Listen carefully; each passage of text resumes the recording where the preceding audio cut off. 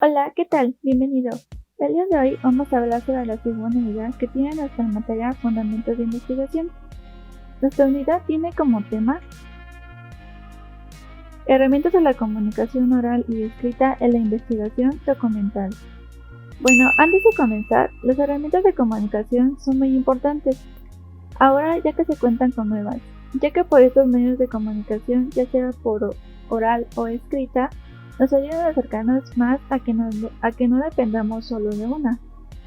Las herramientas siempre han sido una mejora continua, ya que ahora lo más novedoso son las videollamadas y las videoconferencias. Estas herramientas de comunicación hacen que la información viaje más rápido que antes. Los medios de comunicación son tan eficaces que en cuestión de segundos la información puede viajar por el mundo de manera muy rápida y llegar al conocimiento de nuevas investigaciones. Bien, como primer subtema tenemos distinción entre comunicación oral y escrita. La comunicación es el proceso por el cual una persona transmite un mensaje validándose de un código común, idioma o lengua, a través de un medio o un canal que conduce al receptor. Comunicar es transportar un mensaje. Es una expresión de la cual los seres humanos intercambian sus ideas, motivaciones, actitudes y representaciones. En otras palabras, es la forma de representarnos mediante el habla o el diálogo en un mismo lenguaje, y utilizamos varias herramientas como emitir un gesto, movimientos corporales, entonación de voz, etc. Es muy importante distinguir entre la comunicación escrita y oral, por lo que en este subtema se va a definir cada una y se buscará identificar las características principales para encontrar las diferencias y similitudes de ambos. Comunicación oral es aquella que se establece entre dos o más personas y se desarrolla mediante el diálogo, que es una base de las relaciones sociales. Eso quiere decir que es una comunicación oral. Hay un emisor y un receptor, donde el emisor es el encargado de transmitir la información, ya sea hablando, comunicándonos o expresándonos, y el receptor es quien va a recibir tal información. Él va a escuchar y va a poner atención e interpretar. Un ejemplo de esto sería cuando se da una conversación, una charla, una conferencia, un discurso, una entrevista, un debate y muchísimas situaciones más. La comunicación escrita es la forma en la que se expresan las palabras en forma de escritura y que puede ser leído por cualquier receptor sin importar el momento. Es más reflexivo y razonada. Lo compone un autor, que en este caso sería el emisor, y un lector, que sería el receptor, acompañado de forma literaria y conceptual. Un ejemplo de esto sería cuando mandamos un correo electrónico, buscamos en páginas web información, o cuando nos metemos a jugar, documentos, libros, periódicos, etc.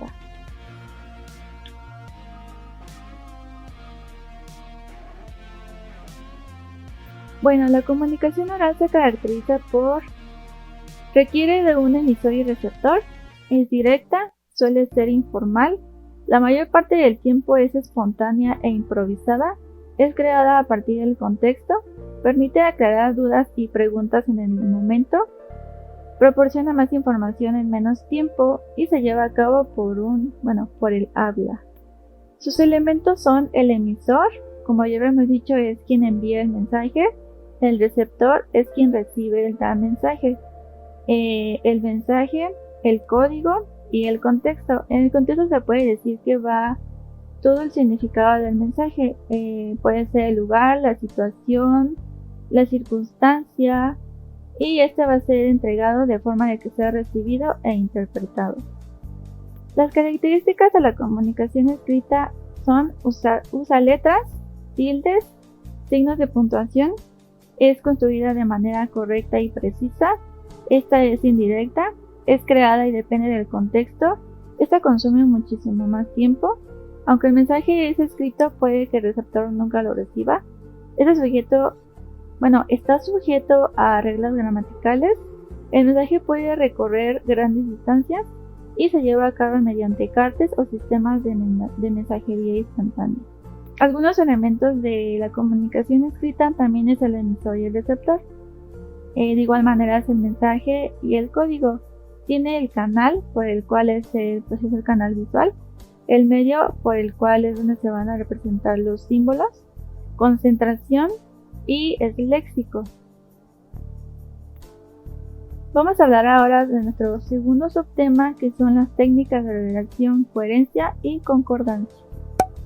La técnica de redacción es el nombre que se le da a la disciplina y normativa que establece las técnicas para expresarse y para escribir.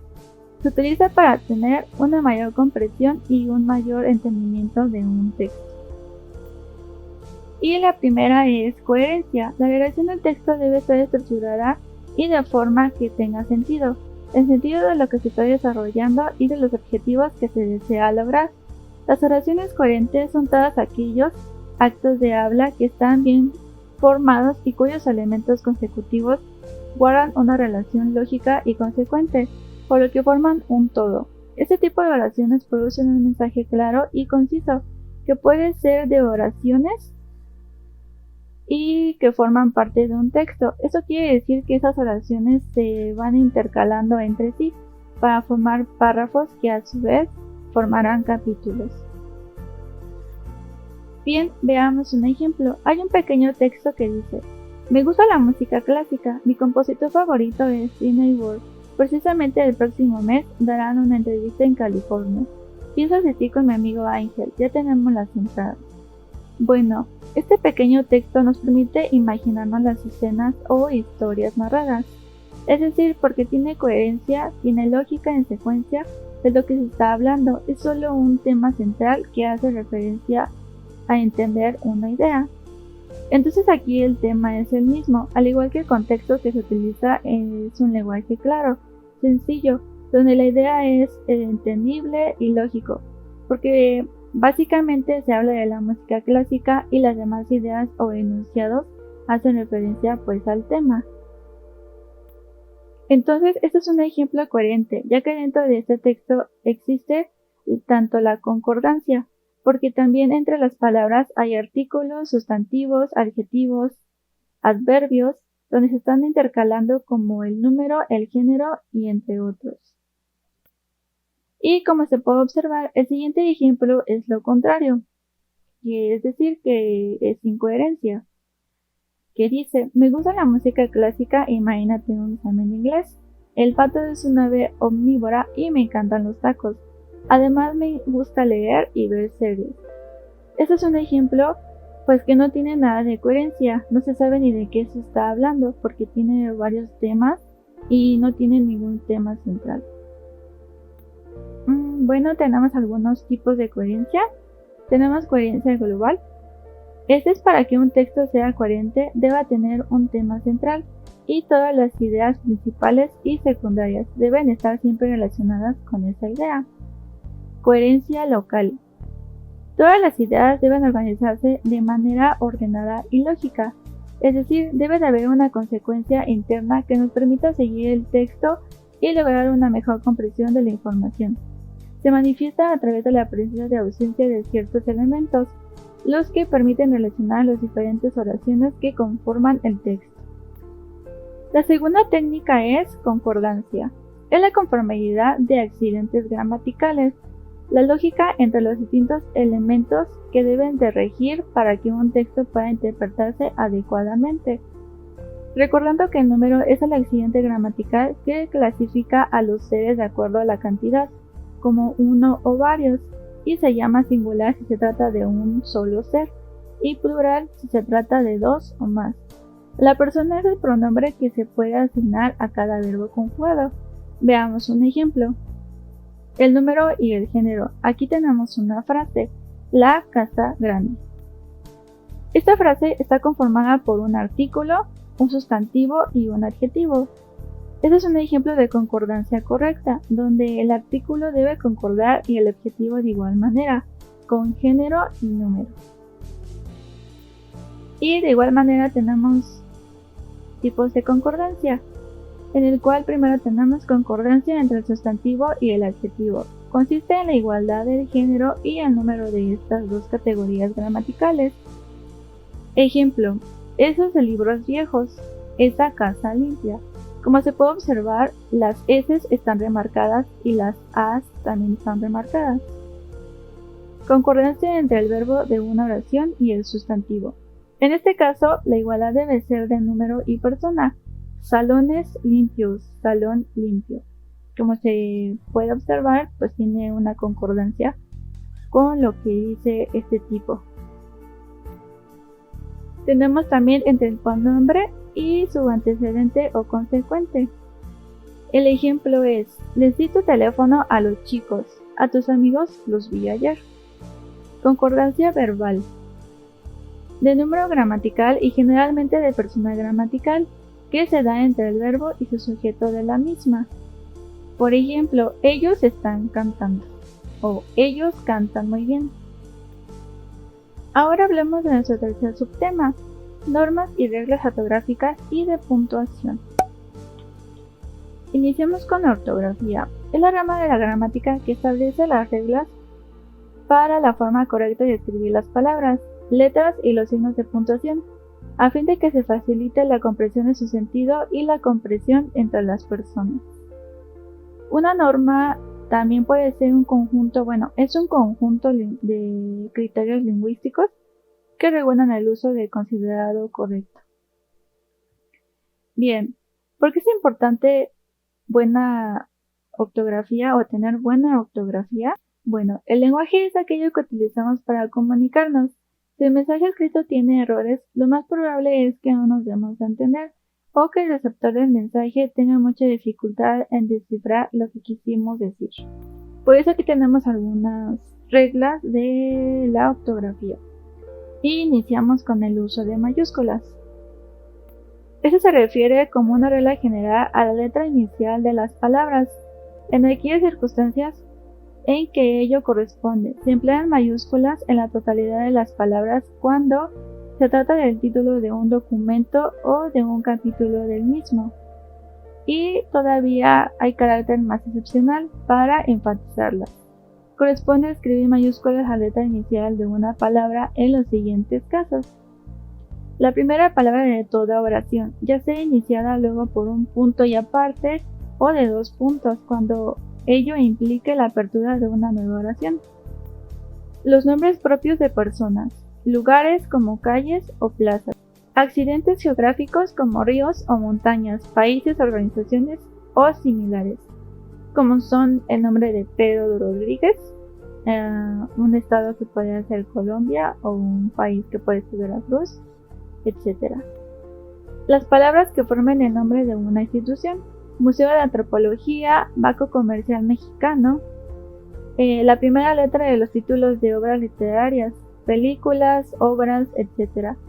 La inicial de las abreviaturas, como puede ser SR señor, DR doctor y así sucesivamente. Después tenemos el uso de minúsculas. Estas se utilizan cuando se trata de días de la semana, meses del año, estaciones del año y puntos cardinales. Uso de la B. Se escribe con B las palabras que preceden a las consonantes R o L.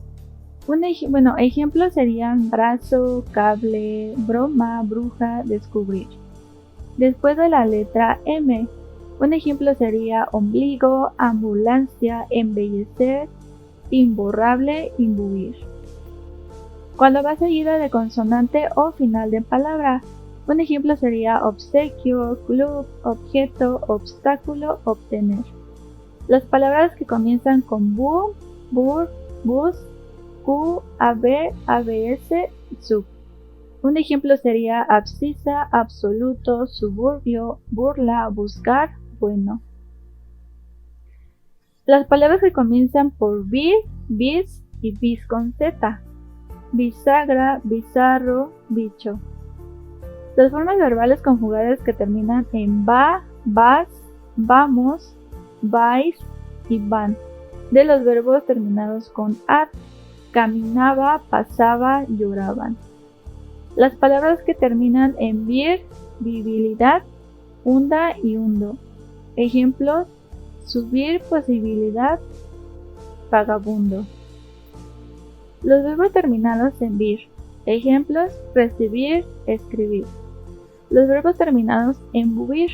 Ejemplos: contribuir, atribuir, retribuir. Los verbos deber, beber, caber, saber y haber.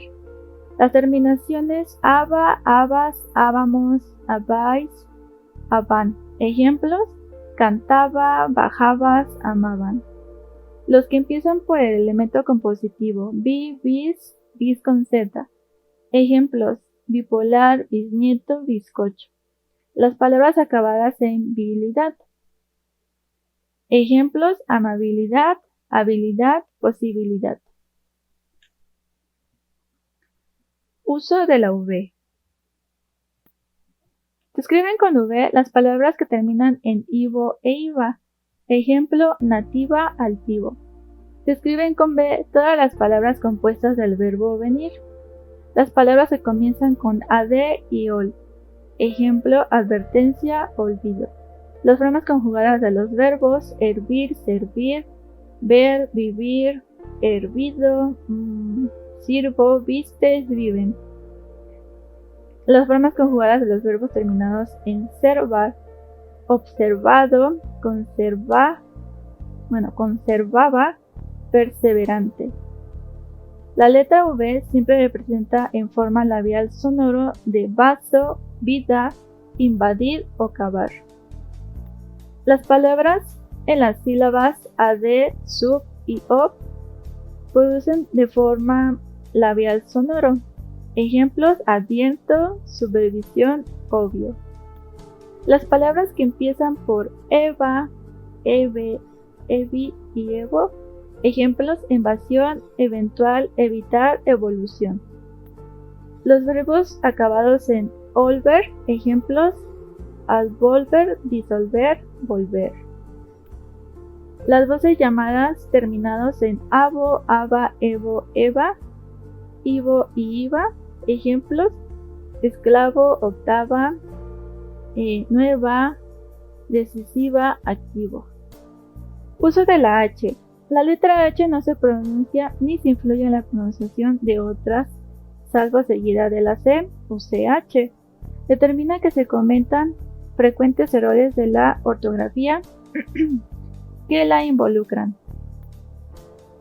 Existen unas pocas reglas que auxilian en cuanto a determinar los casos en los que la palabra debe escribirse con H en su inicio o en su interior.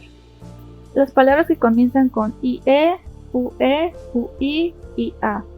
Ejemplo: hiena, hueco, huidizo y hato. Las palabras que derivan de las voces del griego hidro o hexa. Ejemplo: hidráulico, hídrido, hidrográfico, hexágono. Las voces conjugadas de los verbos comenzados en H. Ejemplo: haber, hacer, hallar, halagar, heder, helar, errar. De las formas del verbo haber, hacer, hallar y hablar. Ejemplos: haga, hallemos, hablará. Uso de la Y y la doble L. Se escribe con I las palabras que terminan con el sonido correspondiente a I, procediendo de una vocal con la que se forma una o dos palabras. Ejemplo: hay, estoy, Bombay, play, rey, soy, muy, Uruguay, etc. Cuando sigue los prefijios ad, dis, sub. Ejemplo: adyacente, distintivo, subyacer. Algunas formas de los verbos caer, recaer, creer, leer, poseer, proveer, sobreser, y de los verbos acabados en oír y huir. Ejemplos: caerán, leyendo, oyó, concluyó, atribuyerá. Las palabras que contienen las sílabas yect. Ejemplos: anyecto, proyección, inyectar. Los plurales de los nombres que terminan en ir y en singular, que son rey, reyes. Se escriben con doble L las palabras de uso general en illa e illo. Ejemplo: mesilla, cigarrillo, costilla. Las terminaciones illo, illa, ayo, ello, aye, elle Ejemplo, bombilla, sencilla, bello, fallo, calle, muelle. El verbo llevar y su compuesto conllevar. En todos sus tiempos, conllevado, llevaba, llevarán. El verbo llenar y su compuesto rellenar en todos sus tiempos. Ejemplo, relleno, llenaba, llenaron, rellenarían. Uso de la R y doble R. Representan un sonido suave dentro de una palabra, aunque entre vocales. Ejemplo, cera, María, faro, etc. Se encuentra al principio de una palabra con sonido fuerte. Ejemplo, rima, ratón, rosado, etc. Se encuentra después de las consonantes L, N, S, B y T.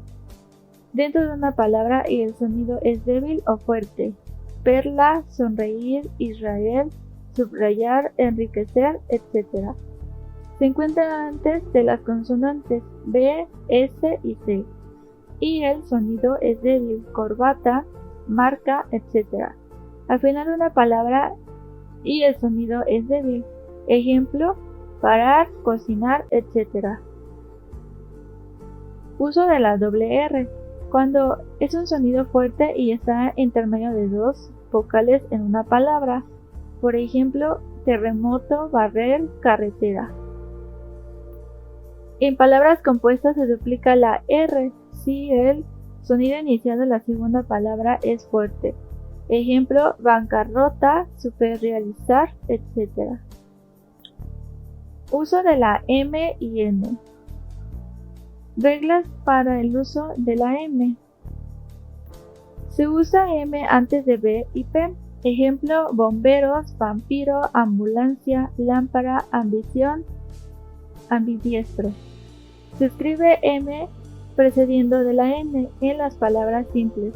Ejemplo, amnesia, gimnasio, amnistría. La N nunca se duplica salvo a los siguientes casos, que son algunos nombres, que es Emma, Emanuel y Gama. Se escribe M al final de algunas palabras adoptadas del latín. Ejemplos, ultimatum, memorandum, referendum, idem album. Reglas para el uso de la N. La N sí se duplica en algunas palabras. Ejemplo, connatural, connotar, enestiarse, ennegrecer. Se escribe M después de N en las palabras compuestas. Ejemplo, inmobiliario, inmoderación, inmovistar, etc. Usamos N antes de la V, F y M.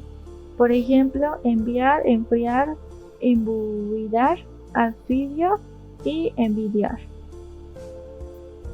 Uso de la G y J. Representa la G dos formas, en las que se escribe en vocales A, O y U, como Gamo, Gloria y Magno, y la otra en las vocales E, I, como gerundio, gimnasia, y se escriben con G las palabras en que forman o proceden de cualquier consonante de la misma sílaba. Ejemplo, glacial, grito, drogámito, impregnar, maligno, repugnancia. Las palabras en que empiezan con gest. Ejemplo, gesta, gestación, gestor. Las que empiezan por el elemento compositivo geo, que significa tierra. Ejemplo, geógrafo, geografía, geodesia. Los que terminan en gélico, gemanio, geneo, genético, genio, genito, genisal, genino y gético. Ejemplo, angélico, sexagénico, homogéneo y fotogénico. Las palabras que terminan en gente y gencia. Ejemplo, vigente, exigente y referencia. Uso de la J. La letra J representa el fonema fricático. Esto quiere decir la vocal o el final de palabra. Ejemplos, jamón, jirafa, jove, junio, reloj, bog, cercaj.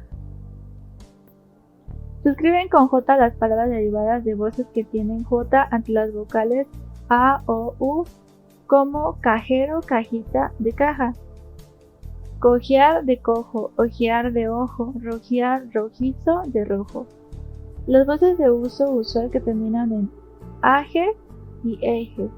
Por ejemplo, coraje, hereje, garage. Y los acaban en geria. Ejemplo, cerraría, consejería, extranjería. Uso de la S. Los adjetivos terminan en oso, osa si se escriben con S. Ejemplo, hermosa, dichoso. Las palabras que terminan en erso o ersa se escriben con S. Ejemplos, viceversa, universo. La terminación superlativa ísimo, ísima se escribe con S. Ejemplo, riquísima, buenísimo. La terminación numeral eísimo se escribe con S. Ejemplo, centísimo, milésimo, ducentísimo.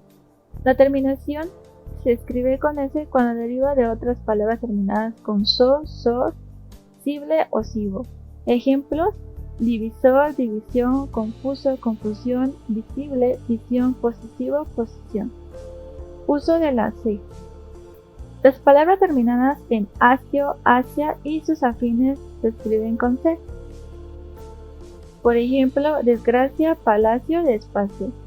Las terminaciones diminutivas psico, cito y sillo terminan en C. Ejemplo, ave, avellacilla, flor, florecilla, corazón, corazoncillo.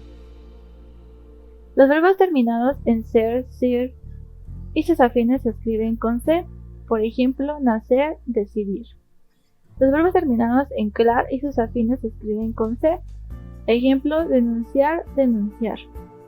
La terminación se escribe con C cuando la palabra tiene un afín de dar o dor. Ejemplo, cantar, canción, fundador, fundación. Las palabras terminadas en cimiento y sus afines que se escriben con C. Ejemplo, crecimiento y convencimiento. Los adjetivos terminados en cente, siente y sus afines adjetivos se escriben con C. Por ejemplo, adolescente y licético. Bien, tenemos las reglas de puntuación. El saber las reglas ortográficas es de gran ayuda, ya que como personas que utilizamos ayuda de escritura tenemos que saber cómo escribir correctamente nuestro idioma. Los signos de puntuación se intercalan en la escritura con la finalidad de incorporar inflexiones que contribuyen de manera muy importante para la adecuada comprensión y sentido de las oraciones y de los documentos escritos en general.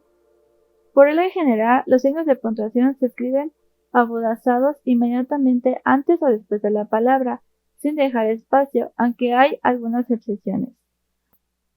Los signos de puntuación se emplean la coma para indicar una pausa breve y para insertar breves oraciones aclaratorias o complementarias dentro de la principal. Se usan en toda serie de nombres, adjetivos y verbos para separar oraciones que van seguidas y son breves. Ejemplo, Miguel, yo y Uriel, por cierto, un saludo. Jugamos videojuegos en línea todos los días. Ese sería un ejemplo en que todos los nombres van separados por comas. Y los siguientes son no, espere. Eso, solo él lo resuelve. El punto y coma es un signo de uso similar a la coma, pero que requiere un especial cuidado, ya que este permite lograr oraciones y expresiones muy valorables, especialmente en oraciones extensas. Permite separar periodos de cierto grado de independencia, pero no que justifican declarar una nueva oración. Permiten realizar enunciados sucesivos compuestos de varias palabras ocasionalmente separados a su vez por comas. Ejemplo, Ángel estaba apenado por el examen. Tendrá que estudiar más. Y como se puede observar, pues ahí se presenta un punto y coma. Los dos puntos es el signo de puntuación que se utiliza para anunciar una explicación, una consecuencia o un listado.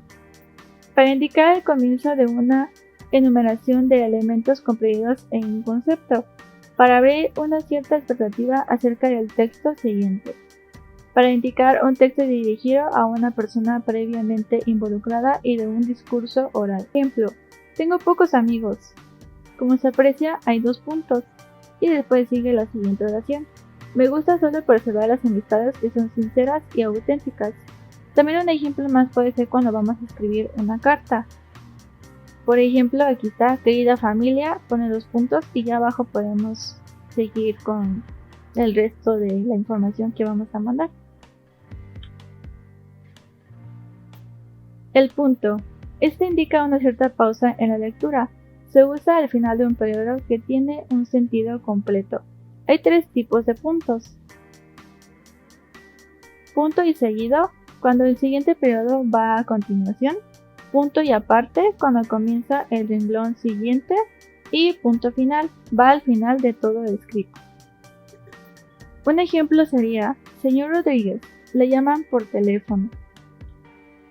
Todos los seres humanos que vivimos en este planeta nos comprometen a proteger y mejorar este espacio donde vivimos.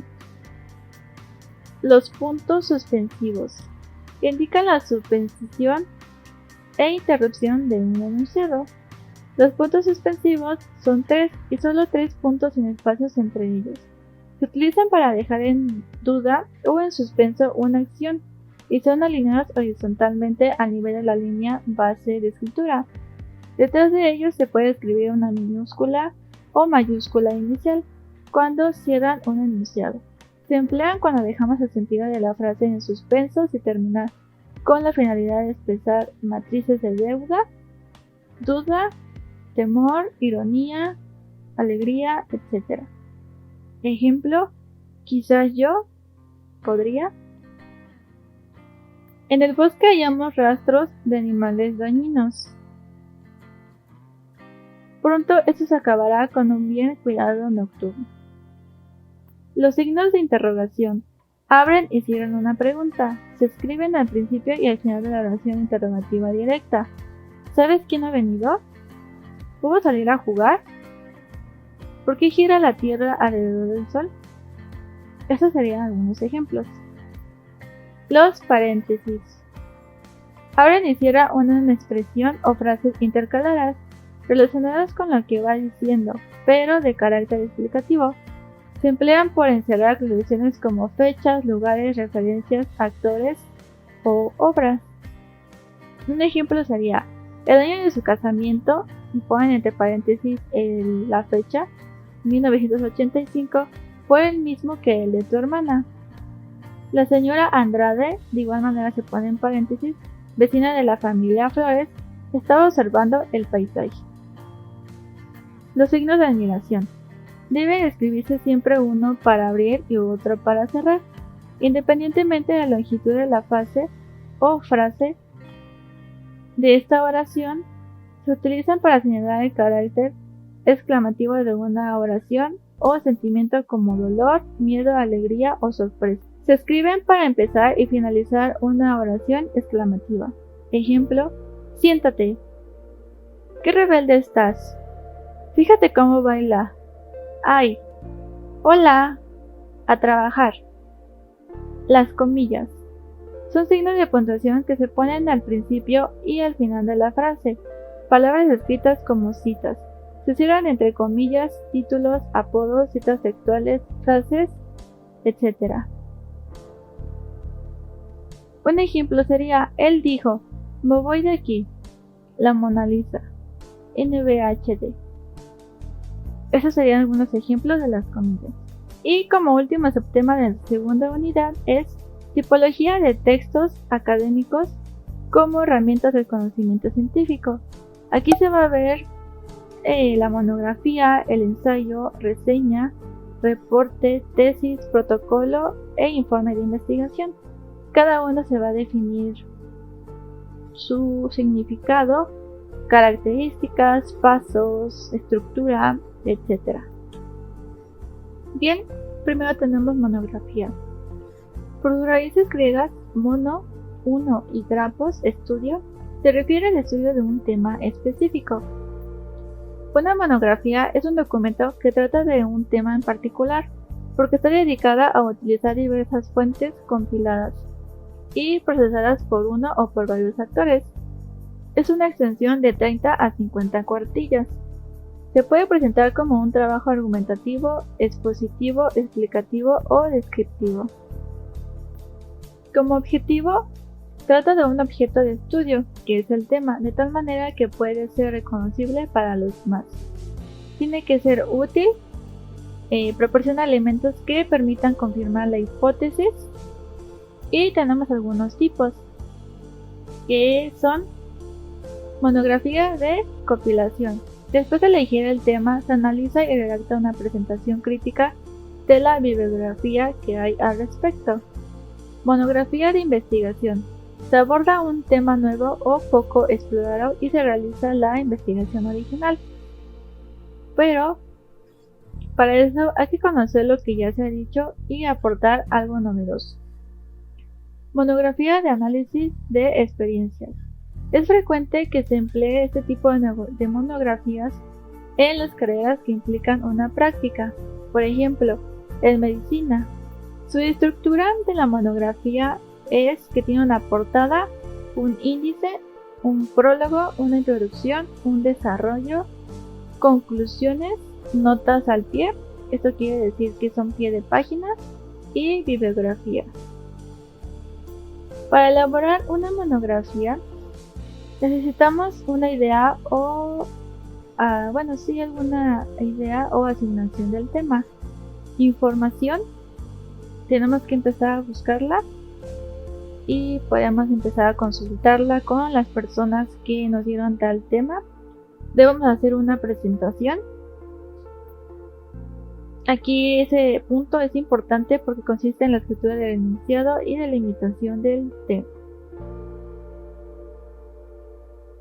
Debemos de aumentar el compromiso que tenemos con el estudio. Debemos de tener un plan operativo que consiste en definir concretamente las tareas por realizar, planificar el trabajo, controlar el desarrollo y plantear las dificultades. Realización de las tareas previstas y redacción del primer borrador. Evaluación intermedia. Plan de redacción definitivo, en el cual vamos a exponer el trabajo. Se van a ajustar los títulos, los párrafos, la cantidad de páginas, gráficos, etc. Después tenemos lo que es el ensayo. Se denomina ensayo al texto escrito en general por un solo autor, en el cual se expone de manera argumentativa el punto de vista, opiniones o posiciones del escritor ante un tema determinado, sea filosófico, científico, histórico, literario, etc. Esto debe de ser breve, objetivo y personal. Las partes que debe de tener es la introducción, el desarrollo y una conclusión. Existen dos tipos de ensayo, que son literario y científico, que vienen siendo lo mismo. En el cual literario se elige el tema donde tiene que corresponder a un problema y lo tenemos que ir desmenuzando a fondo. En el científico nos vamos a compartir desde la ciencia, vamos a explorar sobre la realidad para poder aproximarnos a la verdad de todas las cosas. Para poder realizar un ensayo necesitamos un tema, el desarrollo de una hipótesis, búsqueda de información, la selección de esa información junto con la hipótesis y al final vamos a hacer la redacción del ensayo y se va a revisar. Después tenemos lo que es reseña, es decir, es un escrito breve y conciso en el cual se realiza un examen o crítica de una obra o acontecimiento reciente para darlo a conocer al público. El término suele utilizarse para nombrar el examen que se realiza en una obra científica, un libro, una película, un disco, etc., que se publica en un medio de comunicación a nivel académico. La palabra como tal deriva del verbo reseñar, que a su vez proviene del latín resignarse, que significa tomar nota, escribir o apuntar. Tenemos como objetivo hacer el conocimiento público la obra en cuestión, ya sea esta científica, literaria, escénica, musical, etc., y ofrecerle una primera impresión comentada por un especialista en el cual se analicen los aspectos más relevantes de la obra, sus virtudes e incluso sus deficiencias. Su estructura consta de 5 partes, que son encabezamiento, presentación del autor y de la obra reseñada, resumen, crítica y conclusión. Tenemos algunos tipos de reseña, que es reseña informática, en la cual aquí divulga el contenido de una publicación y ofrece una lectura superficial y general. Reseña crítica o analítica. Esta evalúa el contenido de una publicación y requiere una lectura minuciosa. Suele aparecer en publicaciones especializadas. Reseña literaria. Expone y evalúa los aspectos más relevantes de una obra literaria. Esto refleja la corriente y el estilo literario, así como la época histórica y las técnicas narrativas utilizadas por el autor. Después tenemos la reseña comparativa, en la cual vamos a comparar 2 o más objetos reseñados, señalando puntos de encuentro y diferencias, para que al final nos quede una coherencia de lo expuesto. Después tenemos la reseña valorativa. Presenta la opción personal de quien reseña, de tal forma que se valora lo reseñado indicando si merece nuestro tiempo, atención o dinero. Reseña motivadora. Se utiliza para invitar al lector a acercarse al producto reseñado, indicando sus aciertos y resaltando sus aportes. Reseña confirmativa. Se utiliza para confirmar una opinión ya formada sobre el producto reseñado. Reporte. Un reporte es un informe o noticia. Este tipo de documento puede ser impreso, digital o audiovisual. Puede realizar diversas formas como escrito, charla, televisivo o como película documental. Su estructura del reporte es la portada, el índice, introducción, cuerpo, conclusiones y bibliografía.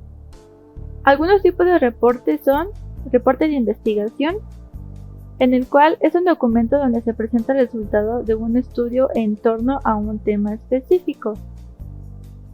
Reporte técnico es un conjunto de mecanismos para presentar resultados o avances de los proyectos a los que se desarrolla una parte técnica en forma breve, precisa y concisa. Reporte escrito. Este pretende que la persona interesada en la información aplique la metodología más adecuada para crear el reporte para su área, con la que se detallará el planteamiento, análisis y la solución del problema. En un reporte se describen hechos y datos consecuentes a un tema o actividad determinada, de forma jerarquizada, ya sea por un orden de los hechos o por importancia de los mismos, y mediante una investigación o análisis de los problemas se exponen soluciones posibles para poder determinar ese tema, exponiéndolo de una forma más fácil y teniendo una comprensión para quien requiera este reporte. Tesis. La tesis es una proposición o pensamiento cuya veracidad fue demostrada y justificada a través de la exposición de argumentos o de alguna prueba. Esto quiere decir que no es solo una tesis profesional sobre un tema cualquiera. Sus características son que llega a una conclusión clara y definida, no considera los elementos que promueve a otras tesis que fue aprobada, llega a un momento de su defensa y respeta los postulados que fueron escritos y defendidos.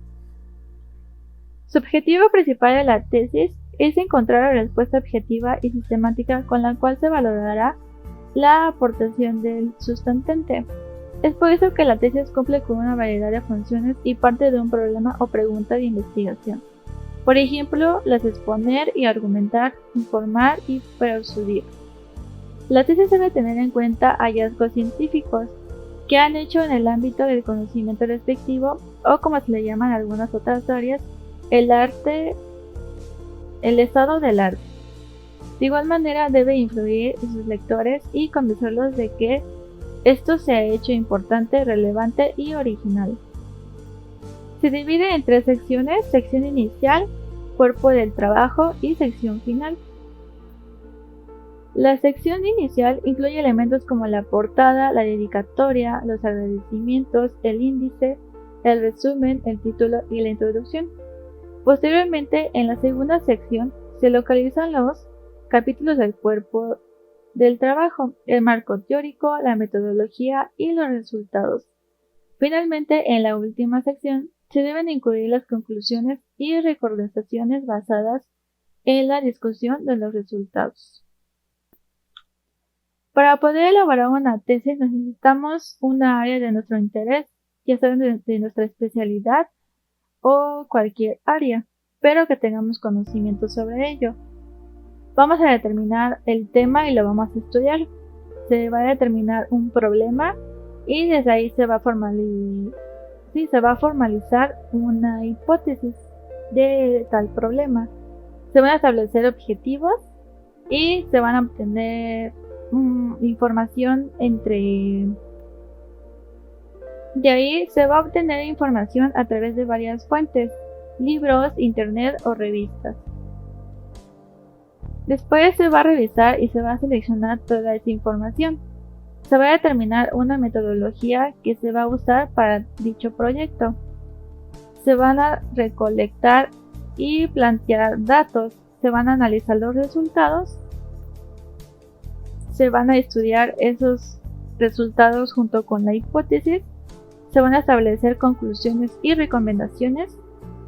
Finalmente se van a hacer un listado y se va a hacer toda la incorporación de los anexos. Protocolo.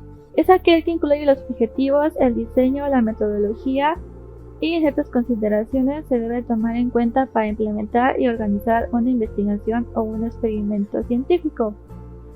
Un protocolo debe incluir los antecedentes y los motivos por los que dicha investigación se realiza.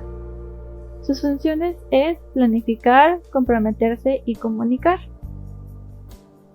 Las partes de un protocolo son el título y resumen de la investigación, planteamiento del problema o justificación, objetivos finales de los resultados y aplicables, ya que estén aplicables, fundamento teórico, objetivos de la investigación generales y específicos y metodología empleada.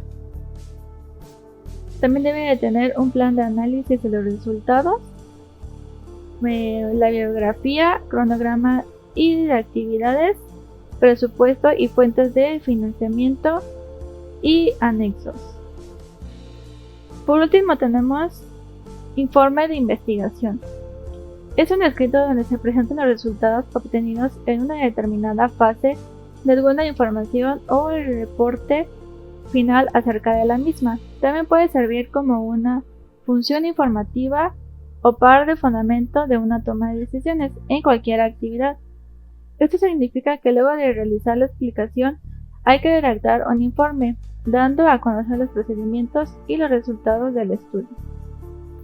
Un informe de investigación debe incluir como primer punto elementos introductorios, en donde va la portada, protocolos, dedicatoria, agradecimientos y la introducción. En el cuerpo del trabajo, digamos que es como un índice, en la cual como primer parte se va a poner un tema y después esos temas van a tener varios capítulos, como por ejemplo el capítulo 5 al capítulo 10, del 10 al 11 y así sucesivamente.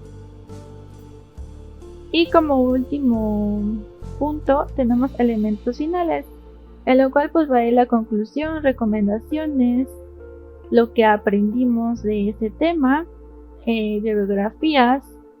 También podemos poner aquí índices de nombres o cuadros, imágenes, etc. Finalmente tenemos sus pasos, que es plantear el tema principal, establecer el objetivo general, resumir la bibliografía consultada sobre el tema, comparar las ideas de los distintos autores y redactar las conclusiones. Bueno, pues eso sería todo de nuestra segunda unidad de la materia de fundamentos de investigación. Muchas gracias por tu atención. Sale, bye.